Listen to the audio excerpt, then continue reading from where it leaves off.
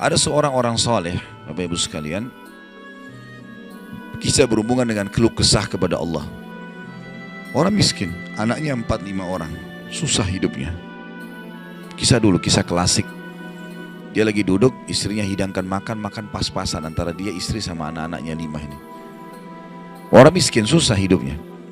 Ada yang ketuk pintu malam-malam. Begitu ketuk pintu, dibuka, dia suruh istrinya buka. Buka, ternyata orang miskin yang lain minta makanan.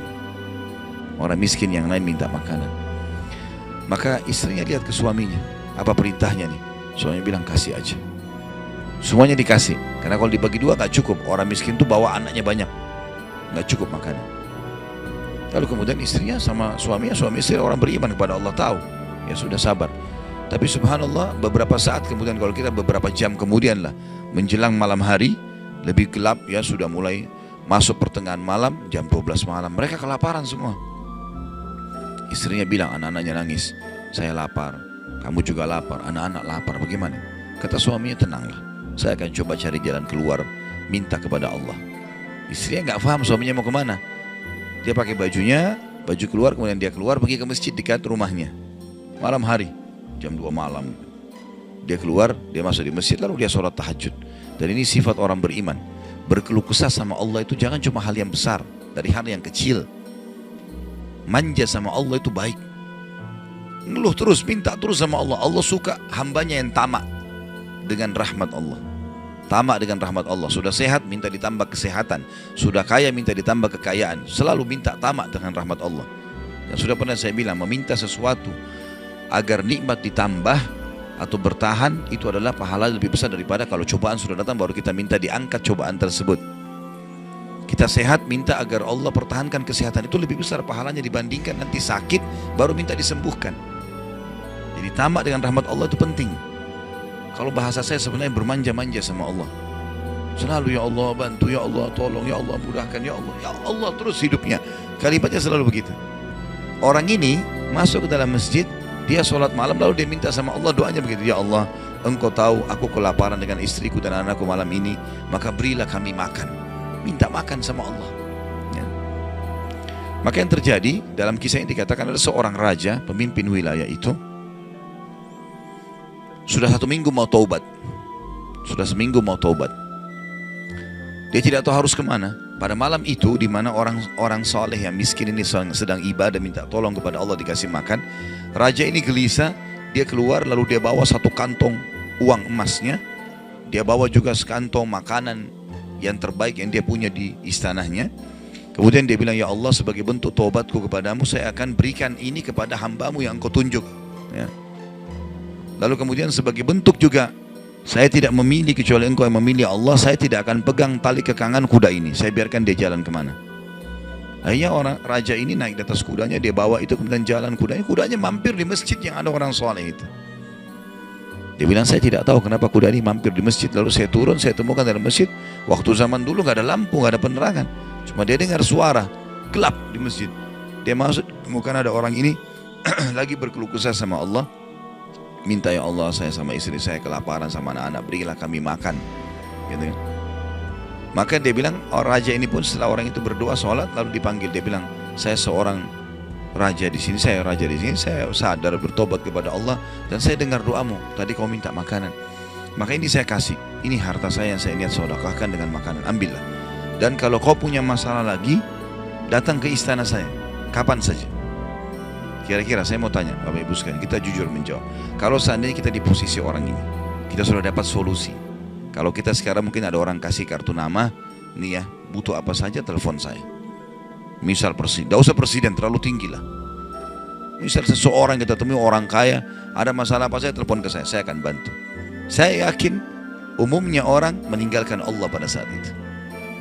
Sudah selesai, dia pikir orang ini sudah bantu, sudah selesai. Tiap hari telepon orang itu, telepon dikasih bantuan. Perhatikan orang soleh ini apa yang dia bilang. Waktu raja itu bilang, kalau ada keperluan apapun datang ke istana saya. Dia bilang, saya demi Allah tidak akan datang kepada anda kalau saya punya masalah. Tapi saya akan datang kepada Allah, Tuhan saya dan Tuhan anda yang telah mengutus anda datang kepada saya malam ini membawa makanan.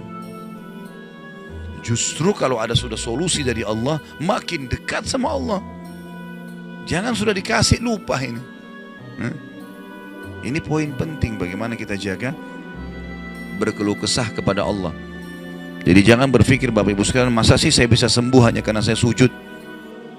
Masa sih saya bisa mendapatkan keturunan hanya karena saya sujud? Ini kesalahan ini. Justru harus kita fahami kalau itu bisa. Dan Allah punya cara.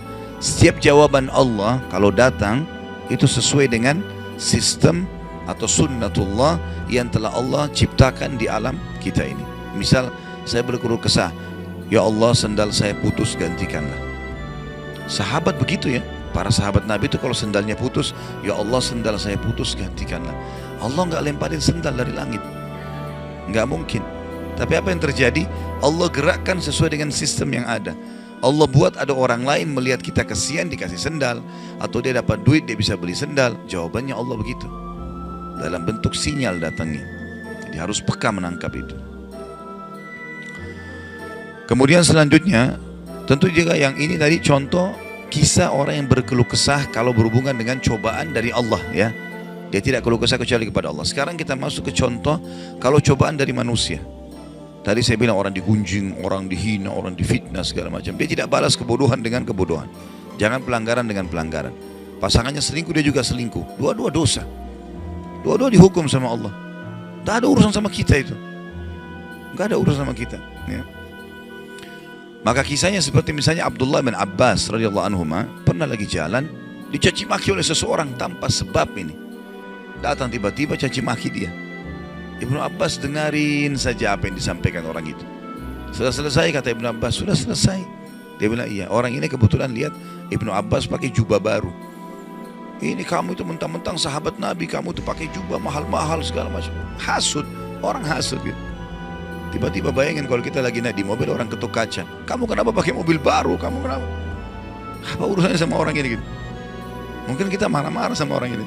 Ibnu Abbas diam, didengarin semua, sudah selesai.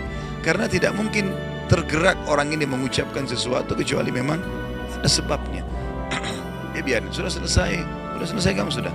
Baik, dibuka jubahnya, ini ambil hadiah buat kamu. Sampai orang itu malu. Sudah caci maki dikasih hadiah lagi. Dan yang dia sorotin ini adalah jubahnya Ibnu Abbas. Sampai dia menjadi muridnya Ibnu Abbas. Nah, bisa nggak kira-kira kalau orang ketuk kaca mobil, kenapa pakai mobil baru? Ambil deh mobilnya.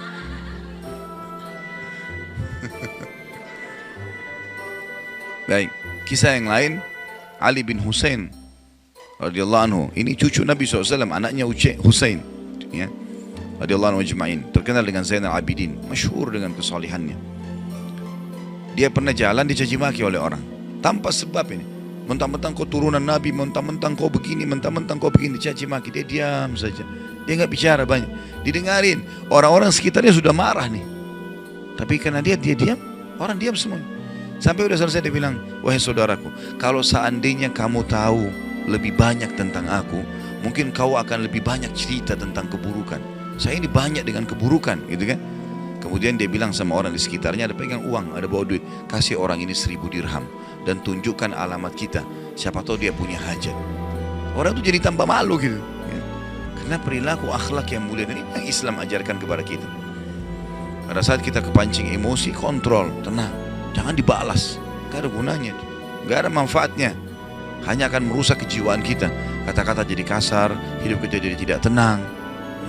Tapi kalau kita gunakan teori syar'i ini, kita akan tenang. Tetap bisa makan, tetap bisa tidur, tetap bisa segala-galanya.